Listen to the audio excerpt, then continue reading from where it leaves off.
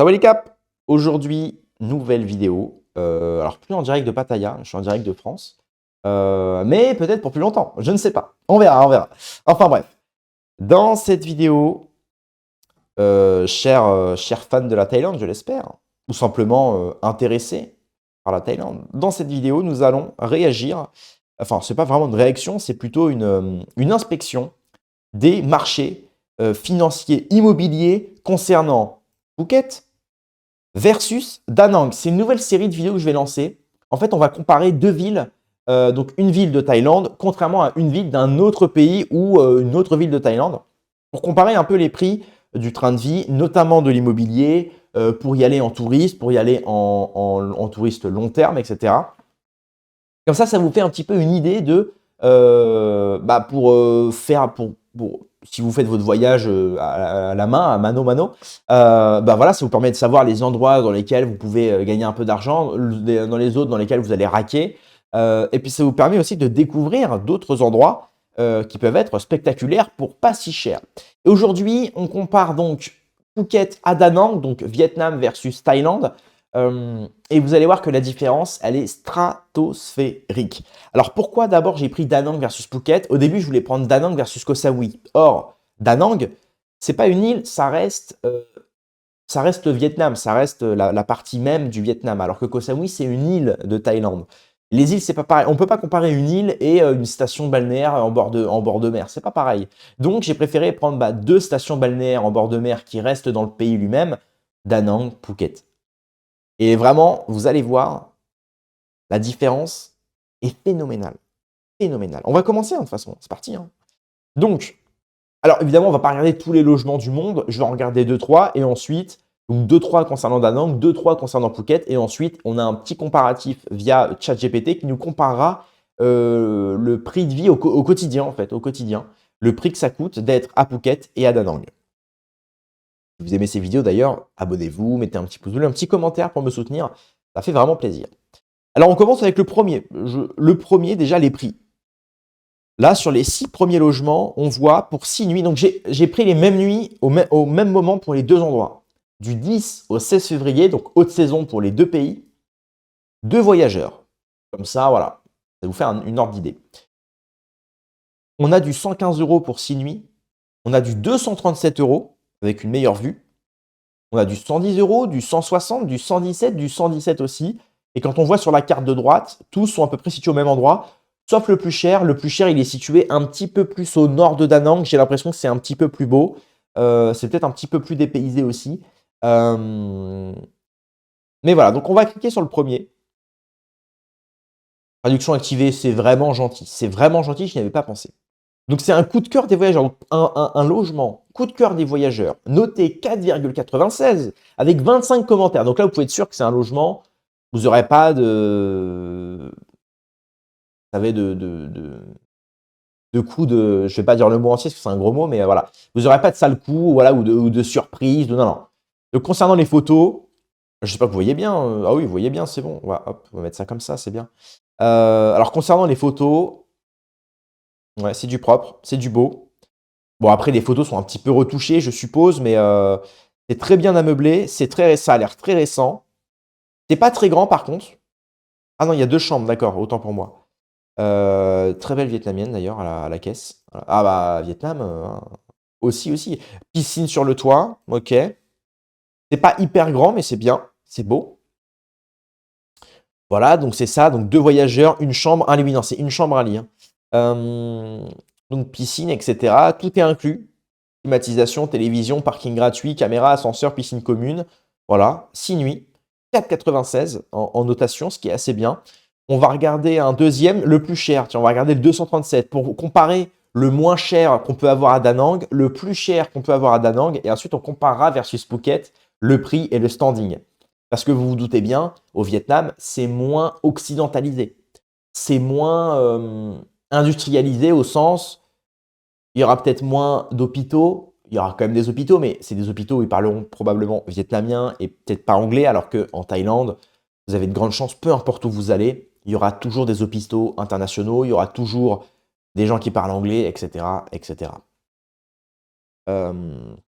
À savoir que le Da Nang, c'est considéré comme le Miami du Vietnam, hein. C'est pour vous dire. Donc là, pareil, logement entier. Donc là, on a 3 salles de bain. Alors pourquoi? Pourtant, il y a que 2 voyageurs, une chambre, bon. Regardez bien, donc là, ah ouais, là, c'est autre chose, hein. Effectivement, là, c'est autre chose. On comprend pourquoi c'est un peu plus cher. Grosse télé, un peu de marbre, beau canapé, très belle entrée. Ouais, très belle cuisine ouverte sur le salon, c'est pas mal.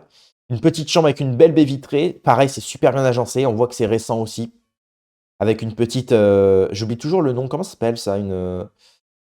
Vous savez, pour se maquiller, il y a un nom spécial. C'est pas une Charlotte, c'est une coiffeuse. C'est une coiffeuse. Très beau balcon. Là, on voit en plus c'est pas mal, là, l'architecture est sympathique. Une deuxième télé dans la chambre. Alors, par contre, j'ai l'impression qu'il n'y a pas de clim. Il y a les gros ventilos au plafond, mais il n'y a pas de clim, j'ai l'impression. C'est un petit détail comme ça, mais c'est quand même important, hein. Un peu comme en Malaisie. Oh, la belle salle de bain, la belle baignoire. Waouh! Ah ouais. OK, toilette. Donc oui, en fait, il dit salle de bain, mais ah oui, d'accord, il y a même un urinoir. OK, mais c'est pas vraiment ça, c'est pas vraiment une salle de bain, hein, pardon, mais avec tout le respect, hein, mais OK, même un espace de coworking pour pouvoir bosser avec une super vue. Ah ouais, c'est la classe, hein. Ah ouais! Là, tu fais tes petites vidéos Thaïlande là. Arrête, ça va partir. OK, ouais, le petit, oh là là, c'est beau, hein. C'est très végétalisé, hein. Ça fait penser à Chiang Mai. De ce côté-là. On dirait pas qu'on est au bord de la mer, hein. Là, vous mettez cette vue-là. Moi, je vous dis pas qu'on est en bord de mer. Et en fait, je sais pas on est à combien de temps de la plage, mais on est à côté, quoi. OK. Avec les beaux drapeaux du Vietnam. Ah ouais, le jacuzzi extérieur avec la vue sur la ville. D'un côté, on a la plaine, enfin la plaine, la montagne. De l'autre côté, on a la ville. Maintenant, à savoir, on est à combien de temps de la plage? C'est comme le but, tu pars en vacances, t'as pas envie de trop marcher. Alors, il est noté 5 étoiles sur 5. Il a un peu moins de commentaires. Voilà. Alors, lire la suite. Tatati tata. Donc, 328 mètres carrés, hein, c'est énorme, hein. C'est énorme. Donc, il y a un deuxième étage, c'est ça. Troisième étage, quatrième étage. Ah oui, non, d'accord, c'est des espaces partagés. D'accord, ok. Pardon. Oui, donc c'est un endroit où il y a quand même d'autres gens. Notamment le bureau, par exemple, c'est un espace partagé. Le toit aussi, ok, d'accord. Hum, hum, hum, hum. Donc la zone interdite, le studio 4, privé de la famille d'accueil. Ok. Alors, plage aux alentours, la plage de Santra à seulement 7 minutes à pied, et avec la Mantai Beach à 7 minutes aussi. Donc on est à 7 minutes de la plage, on dirait pas comme ça, hein. Attention aux gangs de nos voisins coquins, ok. Il y a les petits singes dans la montagne. Excellent, excellent. C'est une perle rare, ils disent même. Les réservations pour ce logement sont fréquentes. Donc vous avez un ordre d'idée. On a du 155 euros, on a même du 117 euros, 110 même, on a du 110. C'est le plus bas, 110. En coup de cœur voyageur en plus. Maintenant, on va comparer avec Phuket. Est-ce que vous êtes prêts, chers amis? Oh, oh. Alors certains diront, non mais Da Nang, t'es pas honnête, c'est pas pareil que Phuket. Bon, écoutez, moi j'ai fait du mieux que je peux. Da Nang, c'est beau, c'est considéré comme le Miami vietnamien. Et même là, déjà, les prix sont assez chers pour le Vietnam, hein, sachez-le, hein. Donc, imaginez ce que vous pouvez voir ce que vous pouvez avoir en ville ou en campagne un peu reculée, ça vous coûte vraiment rien, hein. Et ensuite, on verra pour le train de vie, parce que même si Phuket, Da Nang, c'est pas pareil, truc machin, vous allez voir au niveau du train de vie aussi. Donc là, on commence avec du 600 euros. Donc les 6 premiers, on a du 600, du 500, du 700, du 600, 175. C'est pas cher, on va aller voir. Et du 500. Donc là, effectivement, on est sur une explosion des prix, quasiment 3 à 4 fois le prix de ce qu'on peut avoir à Da Nang. Après, évidemment, de Phuket, vous pouvez aller ensuite sur Koh Phi Phi, vous pouvez aller sur la Maya Beach, enfin Maya Bay, vous pouvez aller sur l'île James Bond, vous avez beaucoup d'îles, vous pouvez faire de la plongée. Bref, vous avez un aéroport, etc. Donc évidemment, certes, c'est peut-être pas comparable aussi sur certains points. Il y a des choses, si les prix sont hauts, c'est pas pour rien aussi. C'est plus occidentalisé, il y a plus de tourisme, etc., etc. Certes, c'est pas à éliminer en tout cas. On va regarder le premier là à 110 à 175 qui rejoint le prix moyen de Da Nang. Parce que voilà, le prix moyen c'est 117, 117, 150, 110. Donc là, on est dans la fourchette milieu. Vous avez un bungalow. Ok. C'est très nature. Ça a l'air petit par contre. Ouais. Le frigo, là, ouais, d'accord. La clim, ouais, c'est vraiment une chambre, quoi. Vous imaginez? Pour 175 euros, vous avez juste une chambre, quoi. Vous avez un studio. Ah non, c'est quand même. Ouais, ok. Ouais, si, c'est un studio, quoi. C'est ça, c'est un studio. Voilà.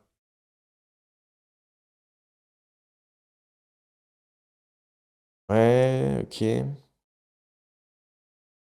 Les bungalows sont petits et confortables, ok. Bungalow, oui, voilà, c'est mignon, c'est sûr, mais pour y rester, moi j'ai mis 16 jours, c'est ça? Non, 6 jours. Ça fait peut-être, enfin, faut passer son temps à l'extérieur, quoi. Ça, c'est sûr, hein. Mais c'est bon à savoir. S'il y a quand même des prix accessibles, mais vous n'avez pas le même standing, hein. Je rappelle, pour 175, vous avez un bungalow, studio. Là, pour 155, vous avez un appart entier, lit king size, télé. Alors, je sais pas s'il y a les clims, j'ai pas trop vu. Il y a les gros trucs au plafond, mais ça, c'est pas de la clim, quoi. Vous avez piscine, etc. Donc, c'est pas pareil, encore une fois, hein. Après, c'est pas pour faire une critique de la Thaïlande, hein, au contraire, hein. Moi, c'est l'inverse, hein. Je fais de la pub pour la Thaïlande, hein. Mais c'est pour vous dire, voilà, attention, les endroits touristiques prisés des touristes, etc., notamment des touristes internationaux type russes, indiens, chinois, etc., voilà, il faudra mettre le prix parce qu'il y a beaucoup de concurrence, quoi. On va regarder le plus cher. Donc, le plus cher, c'est 740, coup de cœur des voyageurs. Pour rappel, le coup de cœur des voyageurs, tout à l'heure, il était à 110 euros, avec 31 avis, 5 étoiles sur 5. Là, on a du 38 commentaires, 4,97. 740 au lieu de 1021 en plus. C'est gentil. Et si vous voulez la version remboursable, il faut rajouter 816. Enfin, ça passe à 816. On va regarder. Alors, par contre, les vues doivent être splendides. Vous avez, voilà, un très grand salon. Donc là, c'est pour quoi? C'est pour 2 personnes aussi en plus, hein. Vous avez une super vue. Alors là, effectivement, on se croirait sur la Côte d'Azur, hein.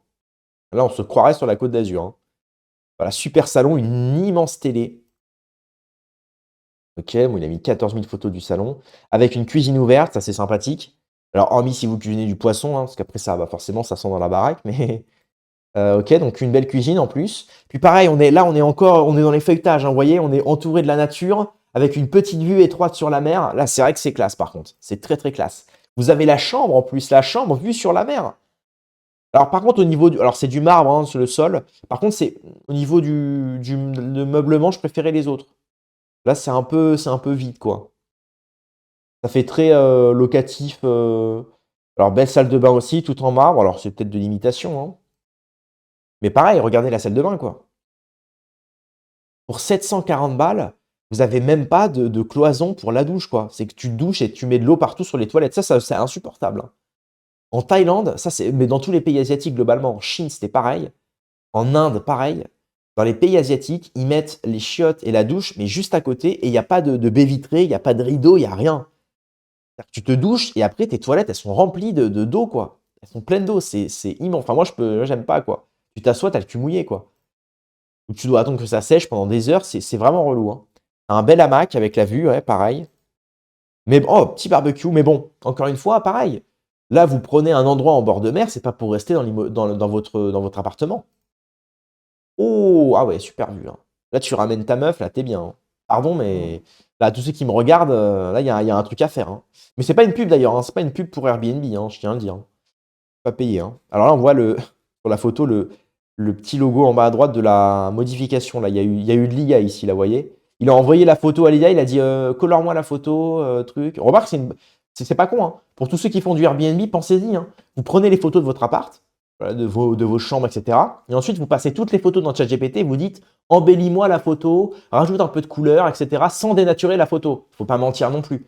Et la photo va être beaucoup plus belle. Et à mon avis, vous vendrez mieux. C'est un petit conseil, c'est gratuit. Ça sortira peut-être dans un PDF gratuit dans quelques temps. Ah ouais, c'est vrai que les plages sont belles par contre. Voilà, donc ensuite on a même une machine à laver. Ah, là c'est moins classe là. Ouais, faut y aller à la bonne saison parce que là, tu fais 10 000 km, 12 heures d'avion, tu payes 700 balles ton Airbnb pour voir ça, t'es dégoûté, hein. Il y a la même en Charente-Maritime, hein. Pardon, mais c'est pas pour vanner, hein, mais voilà, donc après, ok. Donc un peu plus nature, j'ai l'impression. Voilà, voilà. Donc maintenant, on va passer au plus intéressant, c'est le comparatif final. Le comparatif final, chers amis, c'est sur ChatGPT. Alors, on y est. Donc voici un comparatif entre Da Nang et Phuket. Et on finira cette vidéo là-dessus. Coût de la vie et budget. Da Nang est globalement moins cher que Phuket. Le coût de la vie à Phuket est d'environ 40% à 80% plus élevé qu'à Da Nang. Et je vous l'ai dit, hein, au niveau du logement déjà, j'ai halluciné. Hein.